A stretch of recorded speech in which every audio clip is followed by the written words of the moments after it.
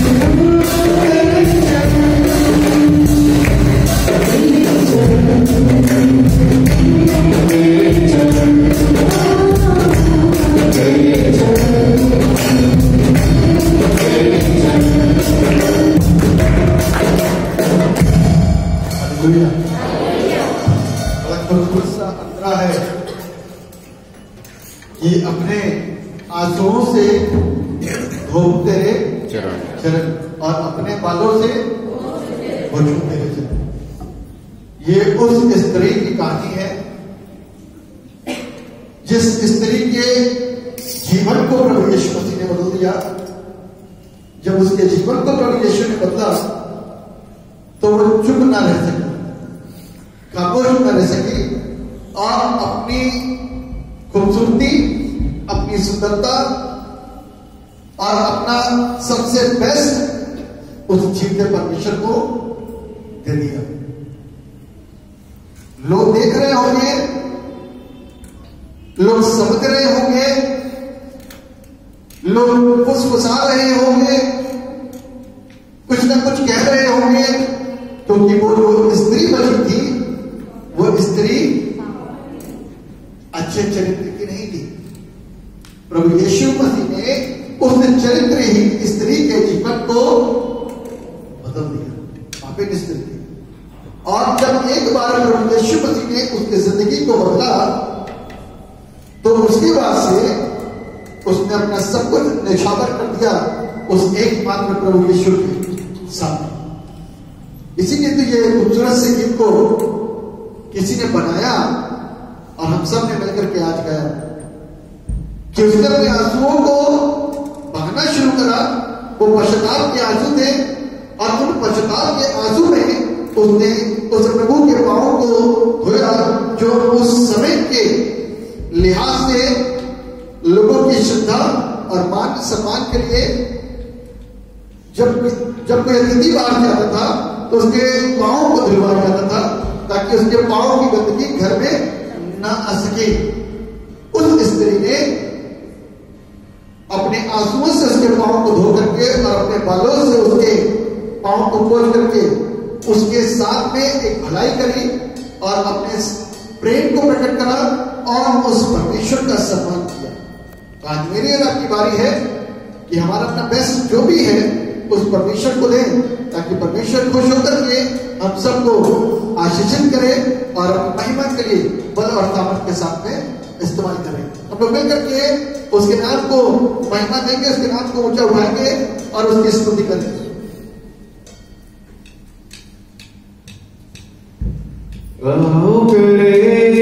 आराधना यीशु मसीह की आराधना, आओ करें आराधना यीशु मसीह की आराधना। वो है जिंदा खुदा, वो हम सबका खुदा, वो है जिंदा खुदा, वो हम सबका खुदा।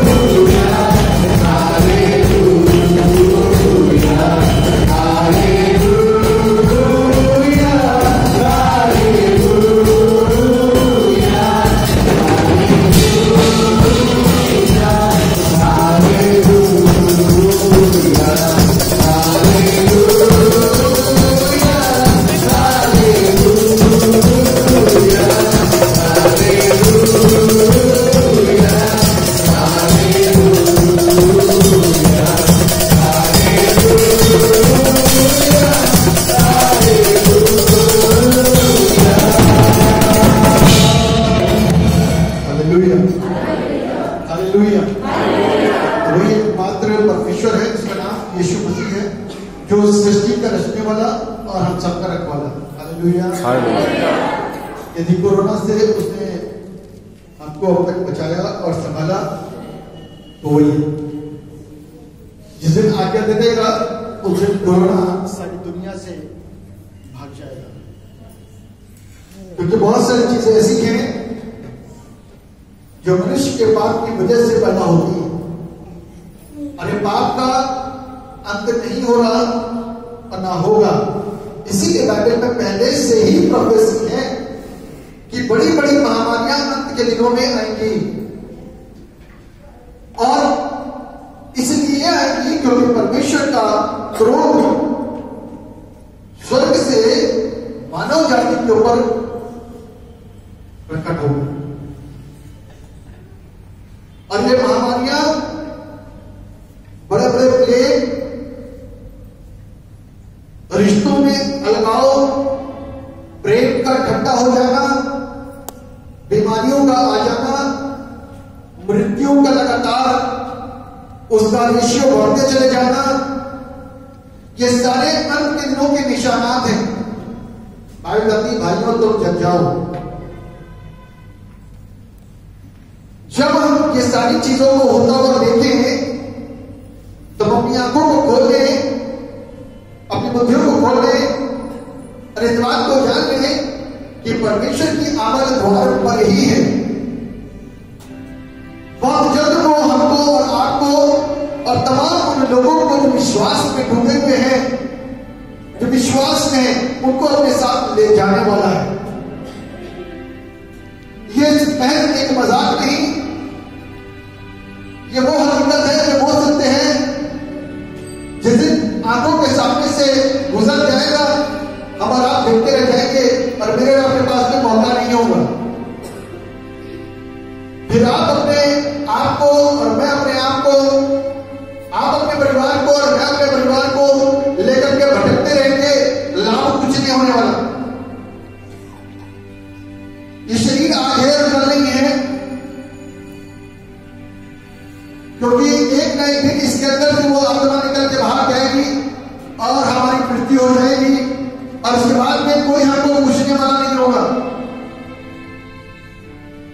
लेकिन ध्यान रखिएगा, प्रभु यीशु मसीह जो हमसे और आपसे मोहब्बत करता है, हमसे और आपसे प्यार करता है, वो तब तक पूछता रहेगा जब तक हमारी ये सांसें चल रही हैं।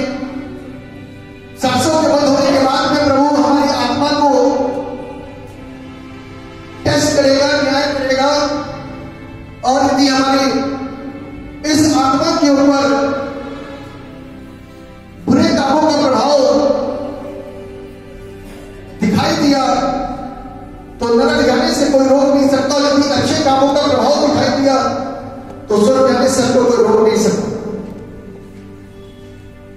आप लोग हर परिवार तेल पानी अपने सर के दर्द के लिए, पैर के दर्द के लिए, बीमारी के लिए, उधार के लिए, दुष्टात्मा के लिए कब तक दुआ कराते रहोगे? एक बार अपने जीवन को खुदा के हाथों में सौंप करके देखो, जीवन के अंदर आनंद आ जाए। उससे प्रार्थना करें और उससे कहें कि प्रभु मैं अपनी जिंदगी आपके हाथों में सुपुर्द करता हूं, करती हूं, मुझको संभालिए।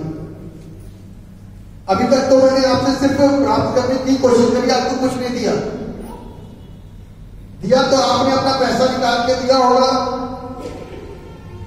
लेकिन अपना जीवन किसी ने नहीं दिया प्रभु यीशु को। और परमेश्वर बड़े बड़े दान से खुश और प्रसन्न नहीं होता। परमेश्वर मेरे अपने जीवन को जानता है, जो कोई देना पसंद नहीं करता। क्योंकि यदि आप अपने जीवन को परमेश्वर के हाथों में सौंपोगे तो परमेश्वर उस जीवन को अलग करेगा, अपेक्षा करेगा कि इस जीवन के द्वारा किसी भी प्रकार का कोई पाप ना हो।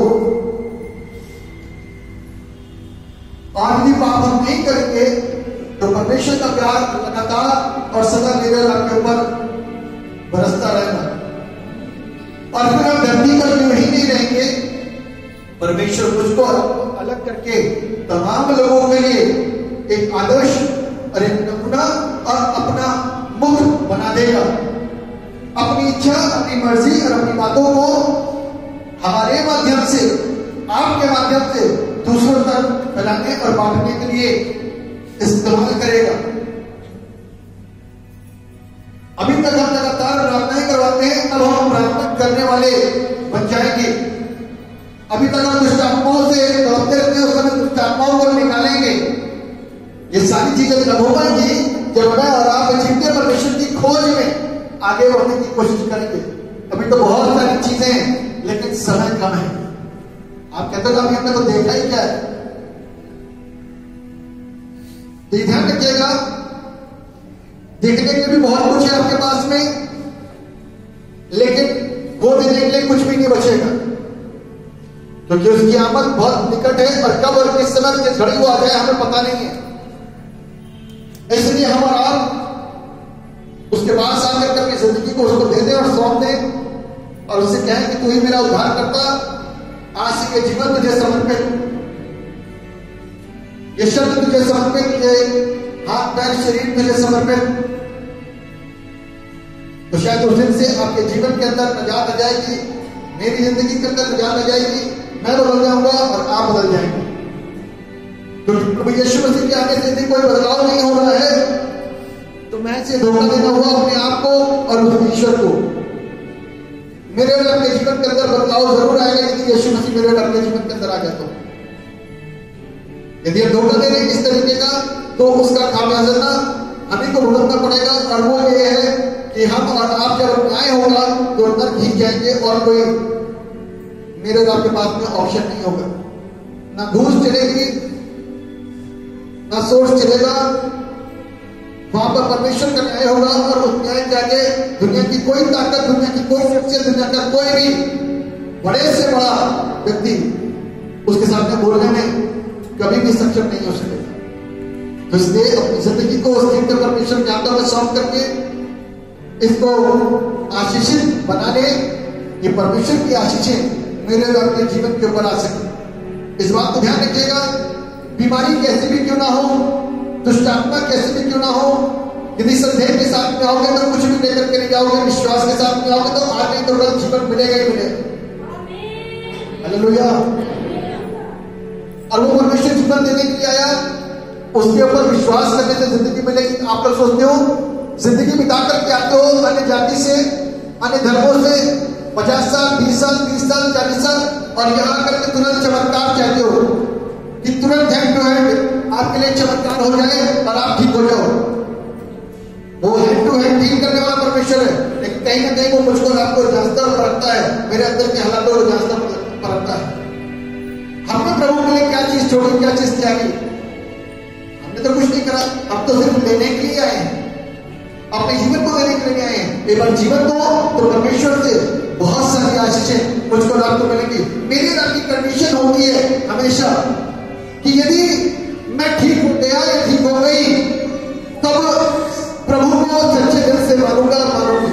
ठीक हो गया तो ठीक हो गई तो, अन्यथा नहीं। अरे भैया, बीमारी में तो कितने आदमी चल बसे। सोचो कहां जाएंगे? पाप करने वाला व्यक्ति कहां जाएगा? नरक जाएगा। आज आपके पास में एक ऐसा परमेश्वर है जिसके पास आने से आपको स्वर्ग का रास्ता दिखाया जाता है, तो अपने स्वर्ग को पकड़ कर लो। बीमारियां तो उसके नाम से आपके शरीर को छोड़ करके चली जाएंगी। हालेलुया। इसलिए उस पर विश्वास करिए और उसके बताए गए मार्ग पर चले, उसकी आज्ञा का पालन करें, अपनी नहीं उसकी मर्जी को पूरा करें, ताकि वो हमारे जीवन को खुशहालियों से और आशीषों से भर दे और हम उसके सच्चे दास और दासी और उसके पुत्र पुत्री और उसके अपनी संतान कहला सके।